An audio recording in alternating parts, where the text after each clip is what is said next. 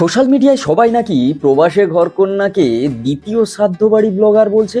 এদিকে নাকি আবার দেবের স্বাস্থ্যসাথী কার্ড দেওয়া বন্ধ হয়ে গেছে। হ্যালো বন্ধুরা, welcome to my channel, welcome to my new episode of celebrity news. এই এপিসোডে আমরা বড় বড় সেলিব্রিটিরা কোথায় কি করছে, কে কি ধরনের সব জিনিস করে বেড়াচ্ছে সেগুলো নিয়েই আমরা আলোচনা করি। তো নতুন হলে সাবস্ক্রাইব করে ফেলো ভাই, আর ফেসবুক থেকে দেখে থাকলে পেজটাকে তাড়াতাড়ি ফলো করো, বন্ধুদের সঙ্গে একটু শেয়ার করে দিও। সোশ্যাল মিডিয়ায় সব থেকে বেশি আলোচনা হচ্ছে প্রবাসে ঘরকন্যা মহুয়া গঙ্গোপাধ্যায়কে নিয়ে। তাকে নাকি লোকজন আবার সাধ্য বাড়ি ব্লগার বলছে। তো আপনারা জানেনই যে আমরা এখন এখানে এসেছি, আমার শাশুড়ি মা হঠাৎ করে মারা গেছেন। হ্যাঁ, ঠিক এই কারণেই তাকে সবাই এই সাধ্য বাড়ি ব্লগারের সঙ্গে তুলনা করে বেড়াচ্ছে।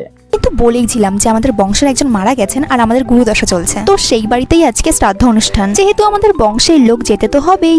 অনেকে আবার সোশ্যাল মিডিয়ায় এটা বলছে যে একজন ডেলি ব্লগার হিসাবে মহুয়া গঙ্গোপাধ্যায় প্রবাসী ঘরকন্যার ব্লগার, সে হচ্ছে তার জীবনে ডেলি লাইফে যা ঘটছে সেটাই সে ভিডিও করে সবাইকে দেখাচ্ছে। আবার তিনি কিন্তু এই পার্টিকুলার ভিডিওগুলোতে কোনো মনিটাইজেশন অন রাখেনি। আবার বলেও দিয়েছে তার দর্শকদেরকে যাতে তারা এই কয়েকদিন ভিডিও না দেখে।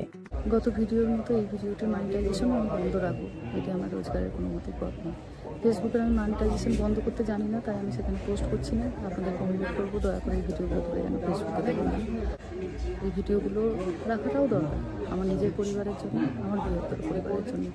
গত 5 বছর ধরে আমি আমার জীবনের খুঁটিনাটি বহু জিনিসপত্র, সুন্দর সুন্দর মুহূর্ত আপনাদের সঙ্গে যেমন ভাগ করে নিয়েছি, আজকের এই সময় মুহূর্তগুলো আমি চাই আপনাদের সঙ্গে ভাগ করে নিতে। এত সবকিছুর পরেও প্রবাসে ঘরকন্যা ব্লগার মহুয়া গঙ্গোপাধ্যায়কে সবার কাছ থেকে হেট করাতে হচ্ছে।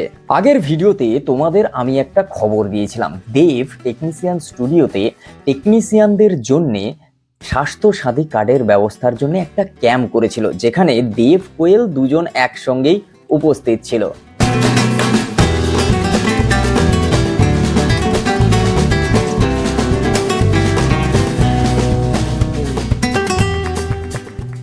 আর সেই যে স্বাস্থ্যসাথীর কার্ডের দেওয়ার যে ক্যাম্প চলছিল সেটা এখন বন্ধ হয়ে গেছে। আর কেনই বা বন্ধ হয়েছে তার জন্য দেব আজ লাইভে এসে এই কথাটা সবাইকে জানিয়েছে। হ্যালো অল, নমস্কার নমস্কার নমস্কার। আজকে একটু ইমার্জেন্সি ভাবে আমাকে লাইভে আসতে হলো, সিরিয়াস কিছু না। যেহেতু আজকে আমরা অ্যানাউন্স করেছিলাম যে স্বাস্থ্যসাথী কার্ডের আজকে ফর্ম টেকনিশিয়ান স্টুডিওতে আবার দেওয়া হবে বা কার্ড বানানোর হবে, কিন্তু আমি এটাও বলেছিলাম যদি মডেল কোড অফ কন্ডাক্ট লেগে যায় তাহলে আমরা সেই পরিষেবাটা শুরু করতে পারবো না। যথারীতি তাই হয়। কালকে আপনারা সবাই জানেন কালকে সন্ধ্যেবেলায় ইলেকশন ডিক্লেয়ার হয়ে গেছে। তো ইলেকশন ডিক্লেয়ার হয়ে যাওয়ার কারণে তো গভর্নমেন্টের অফিসার, লাস্ট গভর্নমেন্টের যে কাজগুলো সেগুলো মডেল কোড অফ কন্ডাক্টের কারণে সেটা হবে না। আবার সরকার আসবে, নতুন সরকার হোক বা যেই সরকারই আসুক না কেন, তারপরে সেই পরিষেবাগুলো আবার শুরু হবে। তো আজকেই আমার টিম বললো কি প্রচুর টেকনিশিয়ানসরা এসছেন আজকে টেকনিশিয়ান স্টুডিওতে, এইটা ভেবে কি আজকে আবার স্বাস্থ্যসাথী কার্ডের ক্যাম্প আজকে হচ্ছে বলে তাদের কাছে আমি হয়তো পৌঁছতে পারিনি। আমার ফেসবুকে যে পোস্ট আমি করেছিলাম তাদের কাছে হয়তো পৌঁছতে পারিনি, তো সেই জন্য আমি ক্ষমা প্রার্থী। আমি এটুকু বলতে চাই যে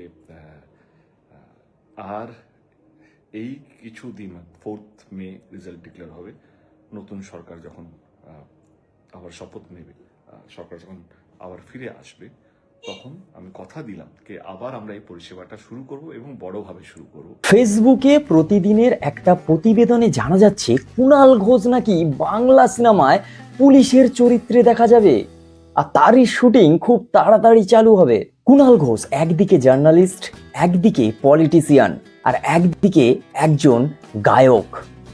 আর কবে আর কবে আর কবে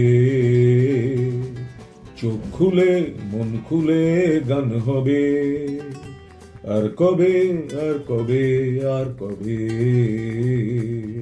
চোখ খুলে মন খুলে গান হবে, আর কবে আর কবে আর কবে রং না বেছে দল না বেছে গান হবে। আর এখন তিনি অভিনয়ের জগতে পা রাখতে চলেছেন। সাউথের সিনেমা কলকি 2 এর শুটিং চলছে, সেখানে কমল হাসান একদিনের শুটিং এর জন্য 15 কোটি টাকা চার্জ করেছে, যেখানে অমিতাভ বচ্চনের থেকেও অনেকটাই বেশি, আর সেটাই জানা যাচ্ছে প্রতিদিনের একটা প্রতিবেদন থেকে। শুরু হচ্ছে আইপিএল চিন্নাস্বামী স্টেডিয়াম, বেঙ্গালুরু 7:30টার সময়, আর মাঠে নামছে আরসিবি বনাম এসআরএইচ। মানে কি ধরনের টক্কর হতে পারে সেটা আর বলার অপেক্ষা রাখে না।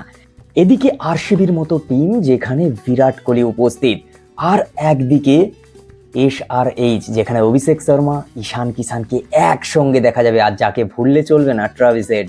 এবার এদেরকে যদি সাইড টাইট করে রাখা যায় তাহলে আগের বছর টাইটেল জিতেছিল কিন্তু আরসিবি। তো সেই কারণের জন্যে ফার্স্ট ম্যাচটা হতে চলেছে জবরদস্ত। কে কতটা এক্সাইটেড তার জন্য অবশ্যই কমেন্ট করে জানাও। আজকের ভিডিও এই পর্যন্ত, দেখা হচ্ছে পরের দিন সন্ধ্যে 7টার সময়।